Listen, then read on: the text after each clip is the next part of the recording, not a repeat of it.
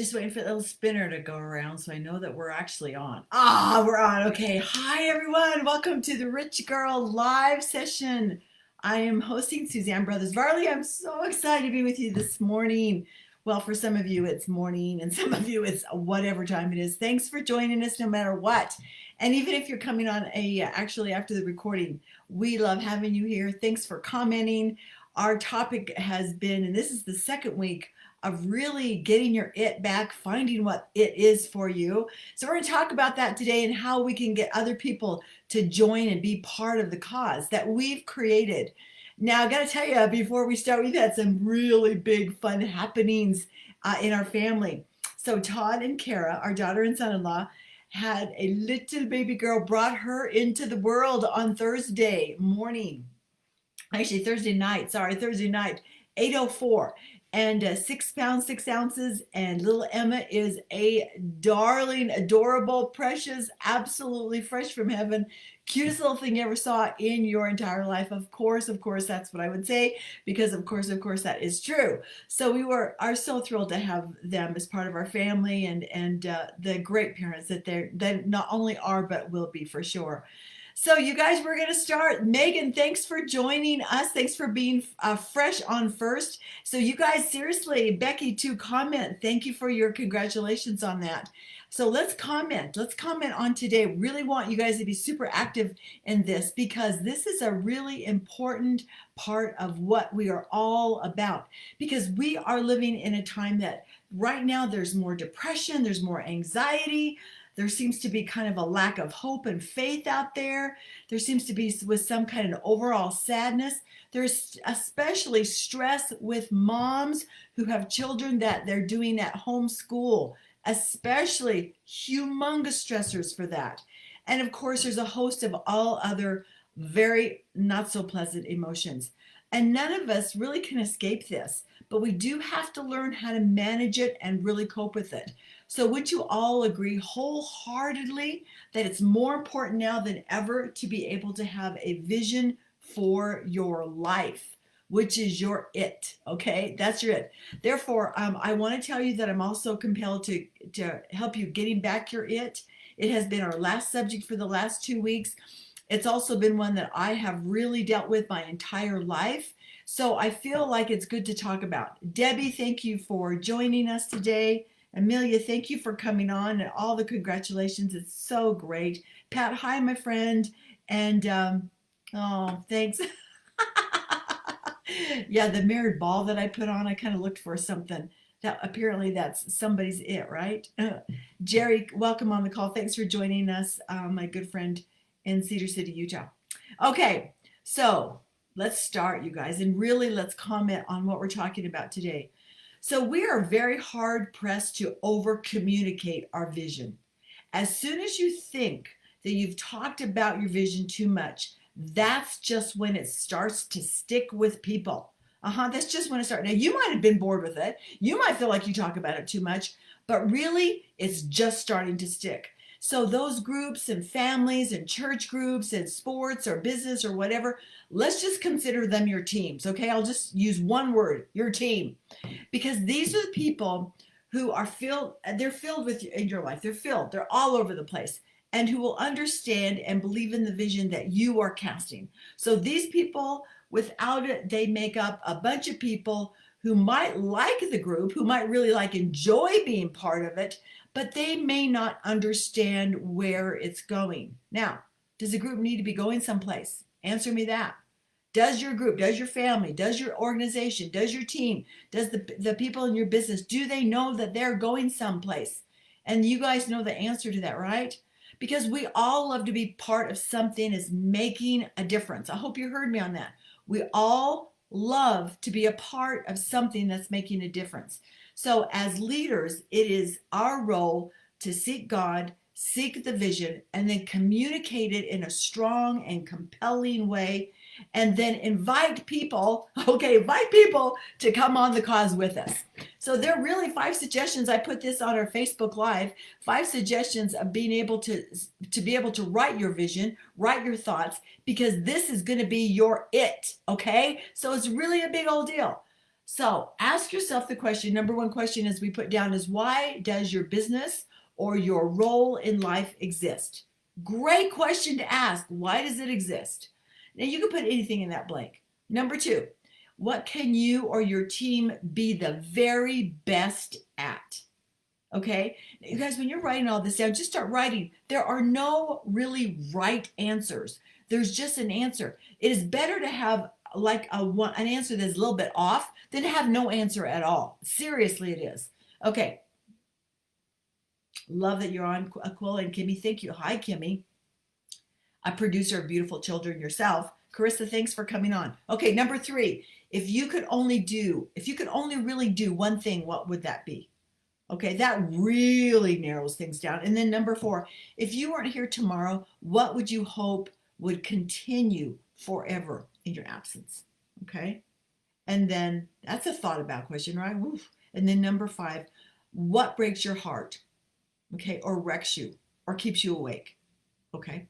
All right, so this week we're going to redefine and recommit to your vision. That's what we're going to do this week. And we're also going to help you to have support with your vision, because really not going to do it alone and don't want to do it alone. So if you've been hesitating about deciding what your it is, what your vision is, because they're both going to be words that we're going to use together, then free yourself up from the need to be right. Free yourself up from perfectionism and just be completely quiet for a few minutes, and you will have thoughts that will come into your mind. So tell us, are you ready for that? Are you ready for that? Yes. And maybe you've already done the work. Write it in. What would you like to share with us? Now, remember my warning from last week. The warning is right after you have a God thought, you're going to also have a second thought. It comes pretty quick afterwards, and that's the voice of the adversary. And so you want to be really careful that you're not listening to your second thought, because it will be not great. It will be not the one that's encouraging. It will be an excuse, or it'll pull an example from the past of why you can't do it or something like that. But it will definitely be a voice on the second voice that will discourage you from taking action. Okay, so you have your statement, right? With your statement, every single other thing is measured, decided, acted on. And then you use that as a template for everything else that you do as a leader. Okay, that's really your template. Do you think that now more than ever before, it is so important to get this down? You know why? Because the world needs you right now. The world needs your voice. They need your hope. They need your faith. They need your mission. They need your it, because that's when they're going to be able to form theirs. Now think all the ways that this can and will be communicated by you on a consistent, solid basis. And remember, this includes everybody really in your life. What kind of hope does it give to others when they hear your vision? Okay? What kind of hope does it give? Well, I'd love for you to answer that. Please do. What kind of hope does it give to others when they hear your vision? Could you write that in the comment box? Because what you write is going to support this subject greatly. And then would you like not only to comment in the comment box, but anything else that is on your beautiful brain as well? Okay. Now, how do you really communicate that? Well, yeah, you do put it on your answering machine. You put it into every conversation. You put it on your photos. You put it in your social media. It's a statement that you make all the time. It's what you say all the time. Your name would be associated with it. Do you know what I mean? Okay, I'm going to give you a really good example of this. So for every election in our country, when we have a candidate, they have like one sentence, or usually it's like 3 words actually, that they are known for, that their campaign is known or promised to do. And you and I are most likely going to remember only that. We're not going to remember really what they said. We're not going to remember their promises, but remember the 2 or 3 lines they said. Okay, build a better America, or whatever it is. Yet we remember that statement. And in many cases, an election is won or lost on that statement. Yeah. Okay. So organizations that really have it are filled with people who understand and they believe in the vision. Those without it are made up of people who might be liking the group, but again, they don't understand where the group is going. We all love to be part of something that makes a difference. And I said that earlier, but as leaders, and you all are leaders, it is your role to seek God again, seek the vision, and communicate with a strong, compelling way, and then invite others to be a part of this, okay? So I got a second warning here. A second warning is this. Be aware that changing your mind only damages your vision. Please don't dial this thing down. Please don't do that. It can and often takes time to get the wheels of your vision in the hearts and the minds and the souls of others. It takes what? It takes time. You guys, seriously, sometimes when you're the most discouraged or you're the most like really want to give up or you think that nothing's happening, there are forces going on that you are unaware of that are making things happen, unaware of. I think the biggest thing that I ever faced as a leader and a successful one at that most often is that people gave up on their vision way too soon. Just about when things were going to be happening, they gave up. Have you found that in a zillion ways, right? So it takes time to get this message into the hearts and the minds of other people. Okay, now if you want the full support of people, you must get them into the act. Yes, the sooner the better. The communication to them is how their role in your organization, your family, your church, whatever, how their role is such an important part to the group's success because they will support what they helped create. Okay, you guys have been talking to me. This is great. Becky, thank you. Oh, read what Becky put on there. Thank you, Kimmy. Yeah, leaves an impression. Bridget, and congratulations, Bridget. She has a career move up, and that's so exciting. Renee, thank you. Oh, I love hearing from you, Renee. All right, thank you all for writing on there. And of course, when this is over, I will personally write you back too. Okay. Okay, what did I just say? People will support what they help create. Y'all have heard that probably a million times, right? But just go back to that really good age-old wisdom. Okay, I want to give you a quick example in our family. Okay, so in our family, and just really watch for this. Okay, so we might communicate as grandparents to, let's just say, our grandson Reese. And we might say something like, sit down and talk to him privately, individually, or maybe even in a group, but affirm him. And we might say something like, Reese, you are such a vital part of our family. Your humor and your way of laughter, and sometimes in some stress, is just a true gift. Please keep this up and know that every time that you help us laugh and every time you see the funny side of things, then we can often solve some conflict.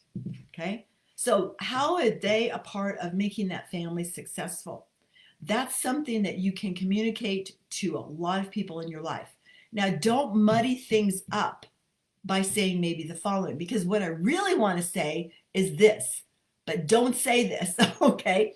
Because I might say, oh, and Reese, there's just one more thing I'd like to say because, I know that when you do your personal chores, it also helps your family do better and, it just adds to the family success. And thank you in advance for being able to get your chores done early in the morning so that your family doesn't have to ask you and ask you. So you're priceless to us. We love you, Reese. Okay, that just muddies things up. All right, don't ask someone to be a part of the dream and then over instruct them. Okay, just show them where they are, where their part is really pure and really simple. Okay, so are you translating this and really communicate this kind of conversation to team members and those in your organization that you lead? Are you communicating that?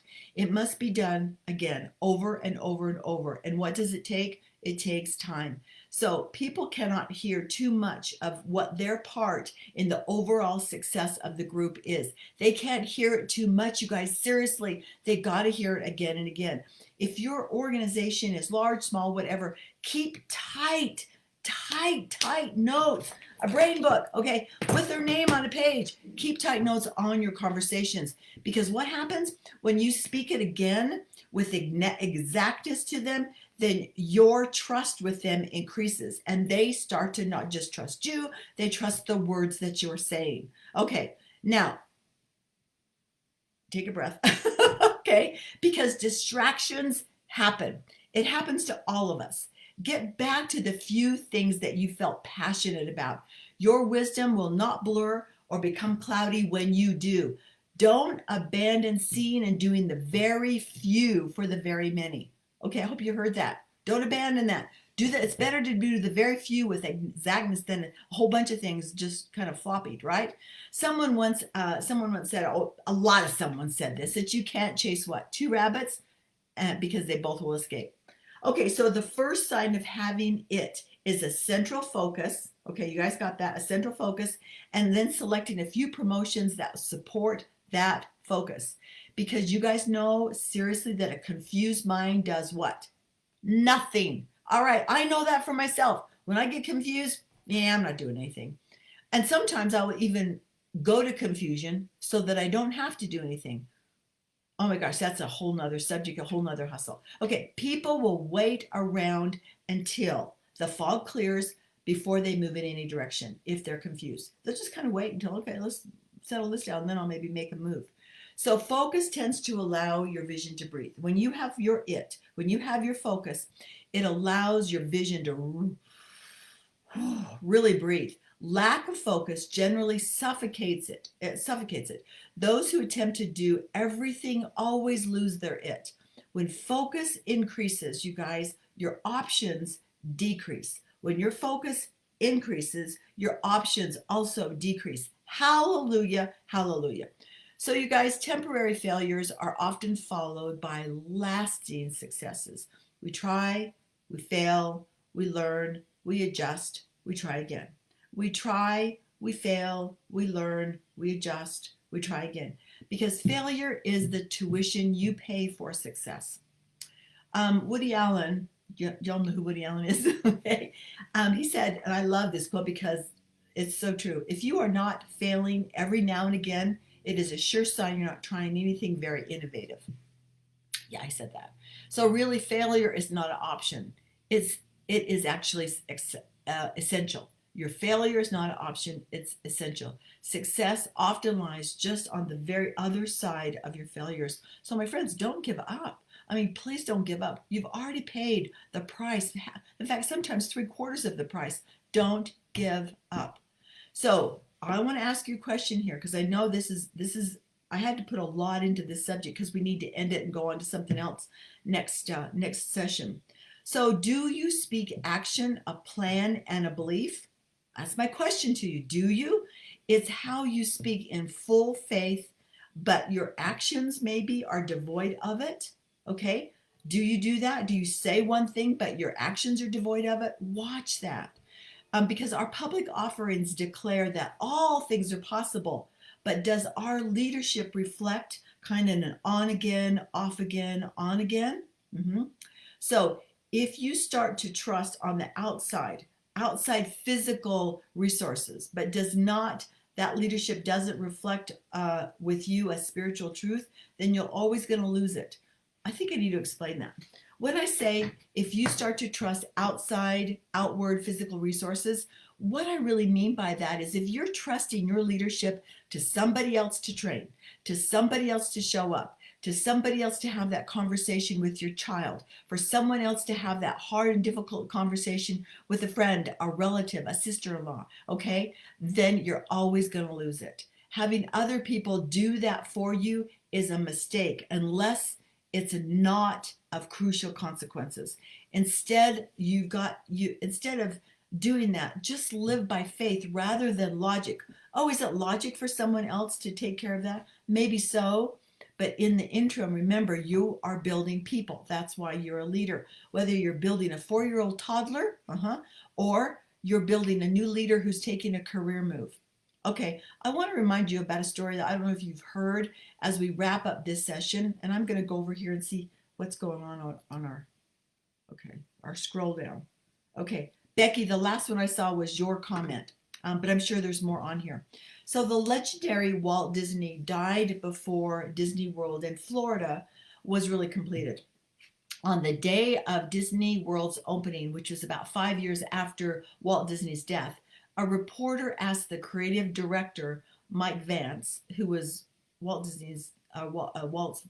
right-hand man. He asked, and he was also the director of Disney Studios. He asked Mike Vance, "Isn't it too bad that Walt never lived to see this?" And Mike Vance replied, "He did see it. That's why it's here." Love that story. So you guys, may you be blessed with enough foolishness to believe that you really can make a difference in this world, especially now, so that you can do what others claim cannot be done. Yeah. So may you be blessed with enough foolishness to believe that you really can make a difference in this world so that you can do what others claim cannot be done. And that, my friends, is your it. All right. Talk to me on the comment board. Love having you on today. And of course, We will see you next time. Bye-bye for now. God bless.